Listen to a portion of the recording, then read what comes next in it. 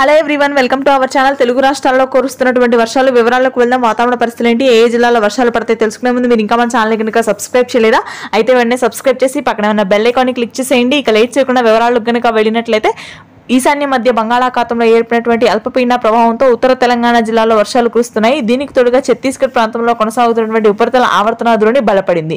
దీని ప్రభావంతో హైదరాబాద్ పరిసర ప్రాంతాల్లో తేలికపాటి నుంచి మోస్తరు వర్షాలు నమోదయ్యే అవకాశాలు ఉన్నాయి. పగటి సమయంలో ఉష్ణోగ్రతలు మధ్యాహ్న సమయం నుంచి ఆకాశం మేఘావృతమై తేలికపాటి నుంచి మోస్తరు వర్షాలు కురుస్తాయి. కూకట్పల్లి, అమీర్పేట, కాగజ్ నగర్, మల్కాజిగిరి, జిహెచ్ఎంసీ, ఆదిబట్ల, గట్కేసర్ ప్రాంతాల్లో అత్యధికంగా వర్షాలు నమోదయ్యే అవకాశాలు ఉన్నాయి. మేడ్చల్, మంచిర్యాల, రాజన్న సిరిసిల్ల, భద్రాద్రి కొత్తగూడెం, ములుగు ప్రాంతాల్లో కూడా తేలికపాటి జల్లులు నమోదవుతాయి. ఇవాళ రేపు ఆగస్టు మొదటి వారంలో అత్యధికంగా ఉత్తరాంధ్ర జిల్లాల్లో వర్షాలు నమోదయ్యే అవకాశాలు ఉన్నాయి. శ్రీకాకుళం, విజయనగరం, విశాఖపట్నం, పార్వతీపురం, మన్యం, అల్లూరు సీతారామరాజు జిల్లాల్లో మోస్తరు వర్షాలు కురుస్తాయి.